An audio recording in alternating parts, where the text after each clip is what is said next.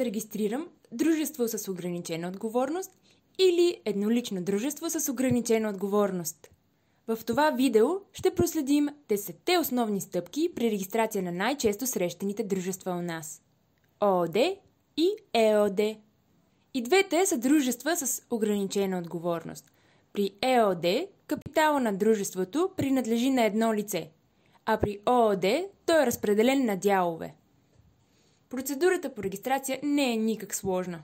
Откъде обаче да започна? Стъпка номер 1.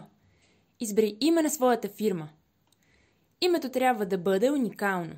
За да си сигурен, че няма друга компания със същото име, можеш да запазиш избраното от теб име срещу определена такса с попълване на заявление образец D1. Подава се онлайн или на гише в агенцията по вписванията.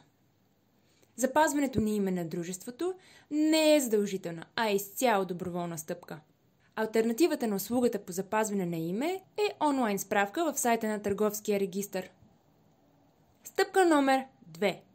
Избери седалище и адрес на управление.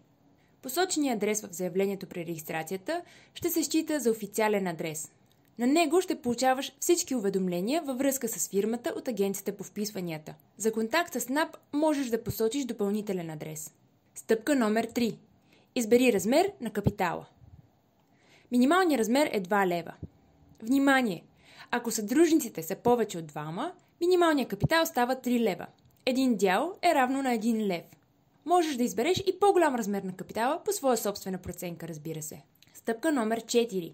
Избери управител. Управител може да бъде съдружник или трето лице, външно за фирмата. Името и ЕГН-то на управителя се посочват в съответните полета в заявлението за регистрация. Стъпка номер 5. Избери срок на действие. Обикновено се посочва неопределен срок за съществуване на дружеството. Възможно е да се посочи и определен срок или прекратително условие. Отбелязва се задължително в заявлението. След като вече си определил общите характеристики на дружеството, идва ред на подготовката на учредителните документи. Учредителните документи на дружеството съдържат в себе си всичко споменато досега. Накратко това са дружествения договор в случая на ООД, учредителния акт в случая на ЕОД и протокола от учредителното събрание. След като изброените документи са подписани, можеш да преминеш и към попълването на задължителните приложения за вписването в Търговския регистър.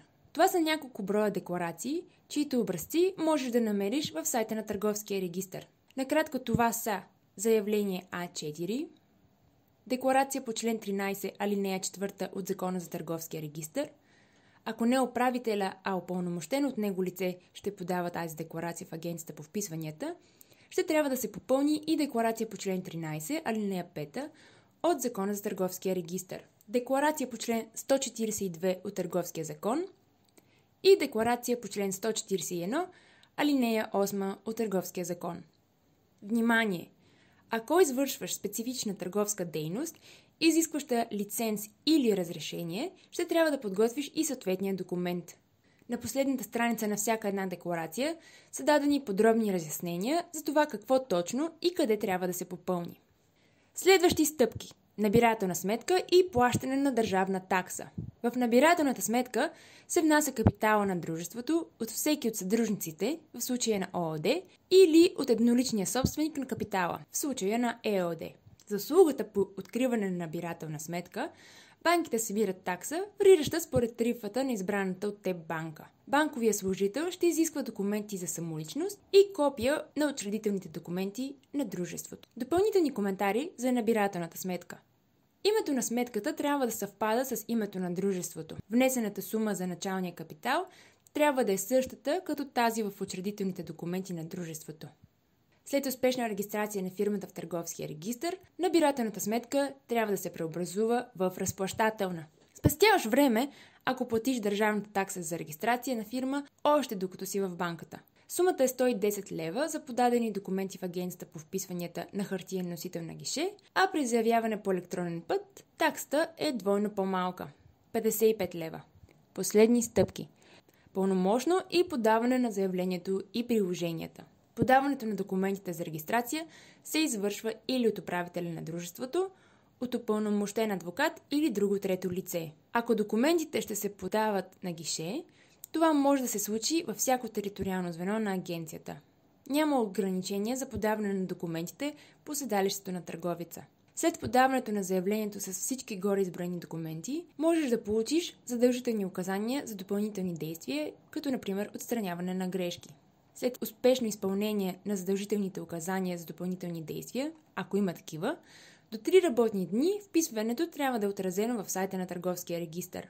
Внимание! При грешно попълнени декларации или непълен набор от документи, при неизпълнение на задължителните указания на агенцията по вписванията, е възможно да получиш отказ да се впише дружеството и ще трябва да заплатиш наново държавната такса и да извършиш всички действия, казани по-рано, наново. Поздравления! Вече имаш регистрирана фирма.